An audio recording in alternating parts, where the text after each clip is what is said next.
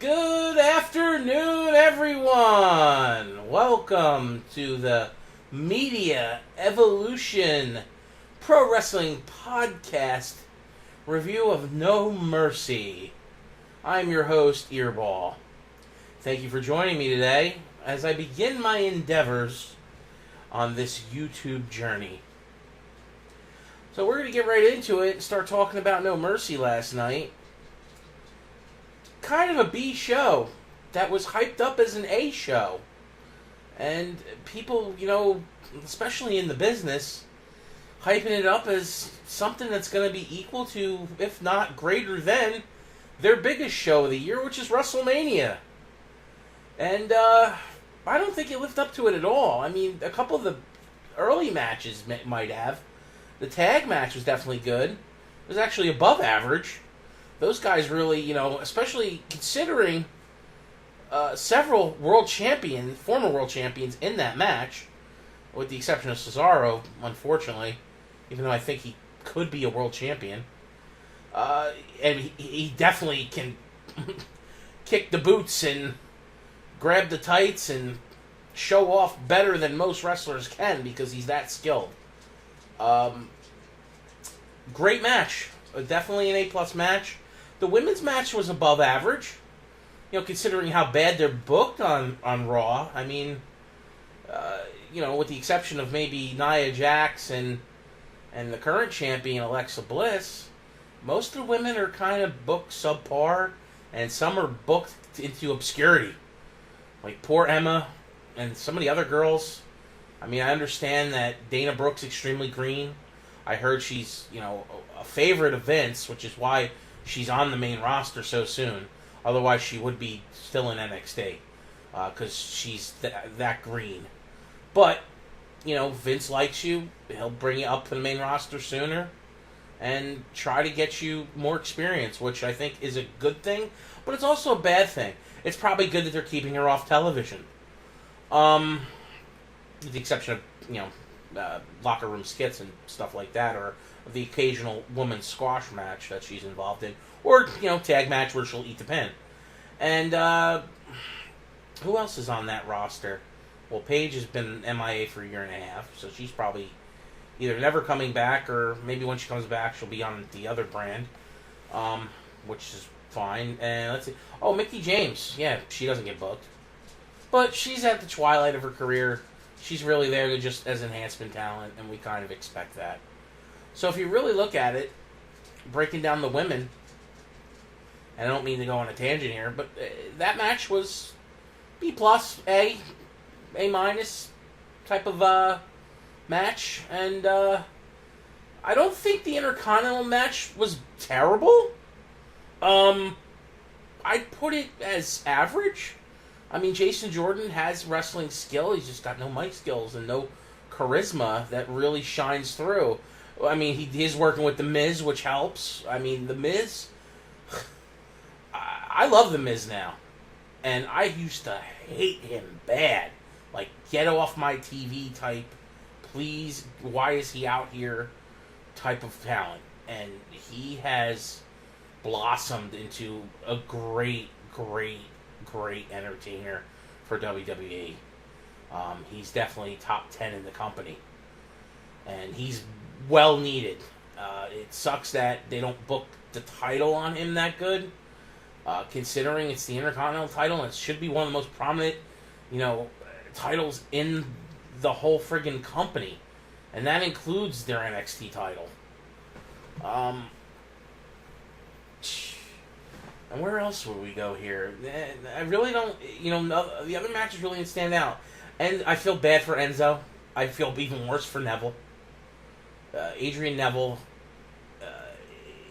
went from being the man that the man that Gravity forgot in NXT, to the man that Creative forgot on Raw for like a year, to getting hurt, coming back, reinventing himself as a heel, carrying the Cruiserweight division for the past almost year, because they've not booked the Cruiserweights well since the Cruiserweight Classic. And now they interject Enzo in there because his storyline goes kapooey. And, because of Cass getting hurt. And that was even something they shouldn't have probably did. But breaking up that tag team only a year onto the main roster, bad move, WWE. I don't know what the hell they were thinking. And the haters and the other podcasters that beat up Enzo for being garbage, calling him crap, he's no talent, you guys are totally mistaken. His in-ring talent is not good. But that can get better. What can't get better is the charismatic character that he is. And that is rare in this business. And the ability to run the mic like he does is also captivating and limited on the roster. Name me other wrestlers that can do what he does. Yeah, some of his rhymes are kind of corny, but it's a PG show. Or supposed to be PG. I mean, I've just got to the point where I know what to expect from him. He's a gimmick through and through. I don't know why they're giving him the belt. I think that's a mistake, but I could see why they're doing it, I guess. He sells a ton of merch. He's, I think, in the top 5 of merch sales. And when you sell that much merch, Vince gets a boner. So, I think the whole bust thing and all the negativity that has been surrounding Enzo on the web is hearsay. I actually think it's a plant, personally, by other wrestlers through management to make it sound like he's a piece of crap and they don't like him, when in turn they like him a lot and they're going to keep pushing him because he makes them money. He's made them money since the beginning. Since they added him as a tag team partner to Big Cass, he was the draw, not Cass. And everyone's like, oh, Cass is the talent, he's the big guy. No. No way. Total opposite. Cass is not the talent. I mean, he's a talented guy, and he's a big guy that's athletic. But when it comes to entertaining, Enzo's the draw, not Cass. And all you guys forget, Cass was fired from the company when he was Colin Cassidy. Where's everybody talking about that? Nobody. We forgot. I mean, it'll get to the point where I think people will get angry and pissed off at Enzo, but he'll probably just turn full-blown heel at that point. Maybe they'll do a double switch. They'll make Neville a face and Enzo the heel. And I don't know how long this feud will go on for. I hope Neville gets the title back, even though I hate when they do quick flippity-floppities of the title belts. Personally, I think Neville needs the belt more so than Enzo does. I don't think Enzo needs the belt. I don't know why they gave it to him, but I can understand it. I just don't think it's the right move. What other matches were there? That's how bad the friggin' overall event was. I don't remember all the matches. I mean, let's see. 1, 2... Oh! Finn Balor and Bray Wyatt.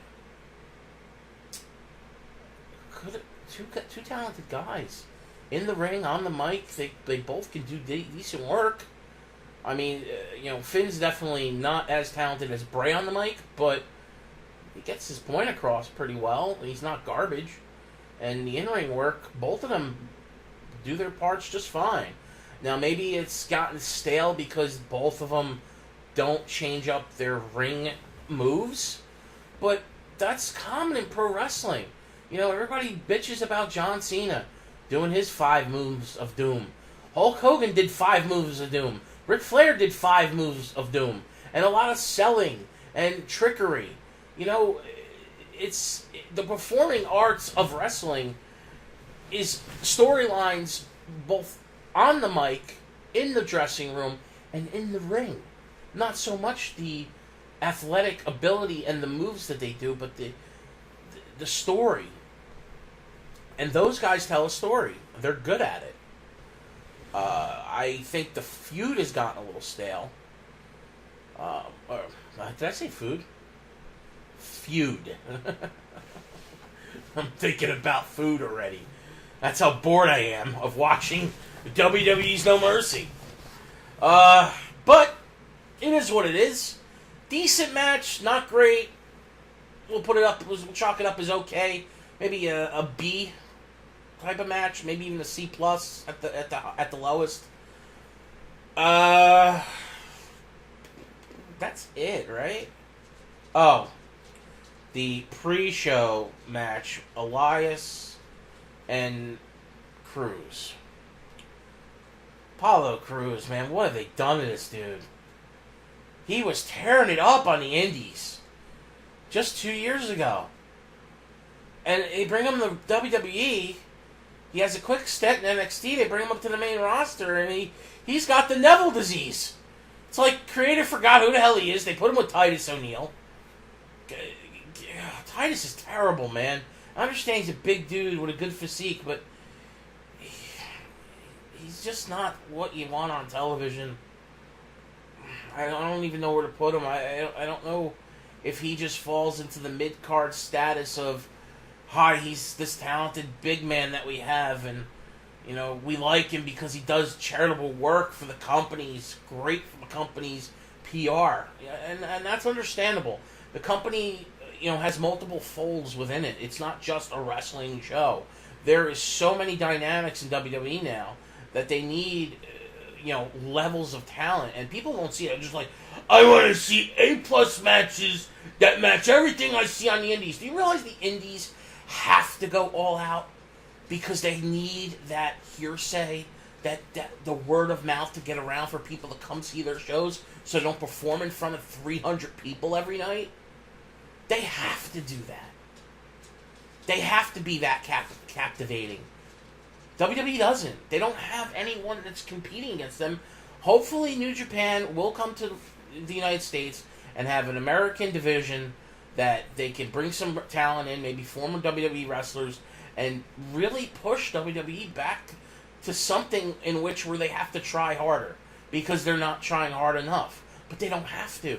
Until USA Network and sponsors do the kibosh on them and tell them, A, we're taking away time from you, and B, we're taking away sponsors and money from you, WWE is going to be status quo for the next X amount of years.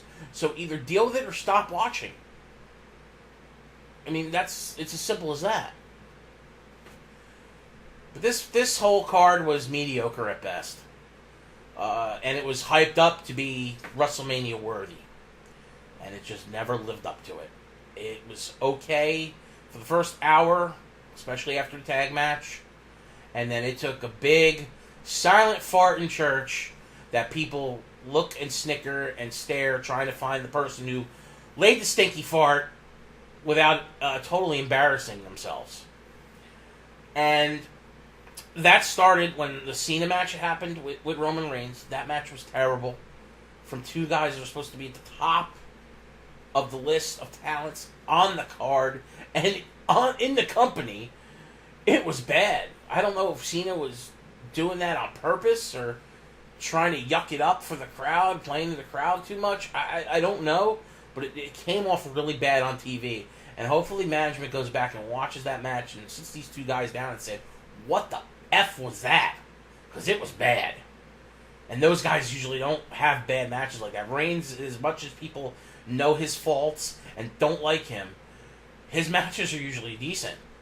And just so are John Cena's. If not the last year, John Cena's had some really A-plus matches with other talent. Maybe it's the two of them just are too much alike, and it's not a good match, where Cena can, you know, definitely fuel his abilities and his in-ring work off of somebody like Kevin Owens and AJ Styles and even, you know, Sami Zayn.